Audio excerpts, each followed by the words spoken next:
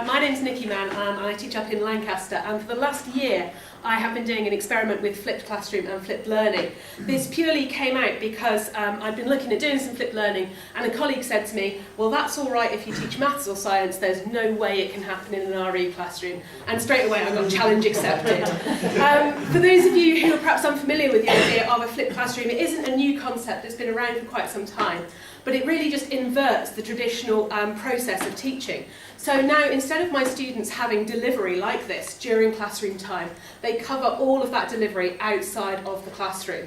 So their homework is essentially preparation for them coming into my room.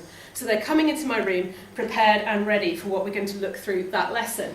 So for maths and science colleagues, they often use things from the Culham Academy that you might have heard of. It's been in a lot of education media recently. For me, I tend to use a lot of different tools, so it could be TED Talks. Quite often students make their own instructional videos, which I use for the following year. Brilliant tip to mean that my preparation time is shorter. I make quite a lot of my own videos and things for them as well. Sometimes we go old school and we use textbooks as well. Some of our departments in school run their own departmental blogs which have the material on for the students to read through.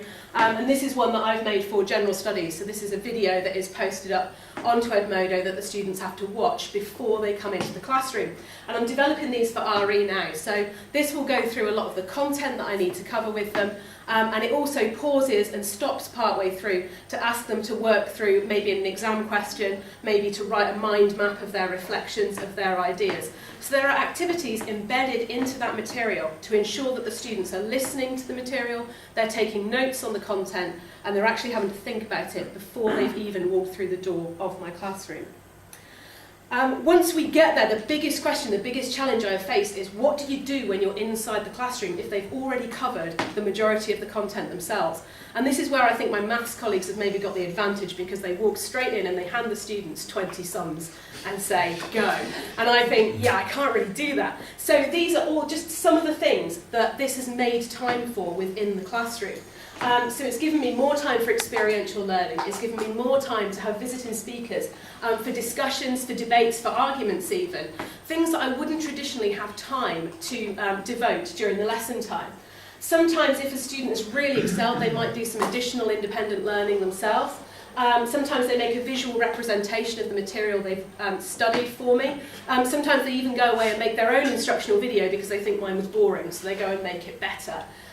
We use a lot of cooperative learning techniques. We use Kagan in our school, so a lot of the cooperative learning is done during the lesson time. But the key for me is that I can also use peer coaching and small group and one-to-one support for those students who just haven't got it. So those who've perhaps struggled with the content, those who have questions. I've then upgraded it again this year because I found that some students were skipping over the content, they weren't spending the time they should have done. So I've upgraded it this year to Mastery Flipped Classroom instead. And at the moment for me that means my students know every test, every assessment, even a pop quiz at the beginning of a lesson, there is an 80% pass rate. Otherwise they come back at lunchtime, which is just when suits me, to repeat that test every 2 days until they've managed to hit that particular target. Now whether that's through intervention, whether that's through their own study, they know that that is the standard they have to hit no matter what ability set they might be in. And it's just getting them to raise their game, it's getting them to take RE a little bit more seriously and putting it on a par with some of the core subjects as well, where they know that that's already a standard expectation. And the positive feedback and things I've had, students do find the tests motivational in the end. They still don't like them, but they find it motivational to cover the work.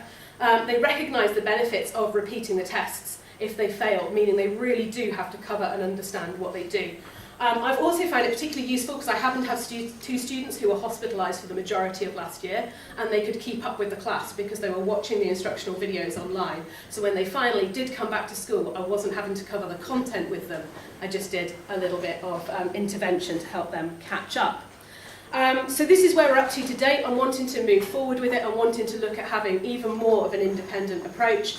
But overall, I think for me, it's been a really successful way to mean I can spend my time in the classroom doing the thing I love, which is interacting with the students, talking with the students and giving them those RE experiences without having to worry that they won't have time to pick up the content.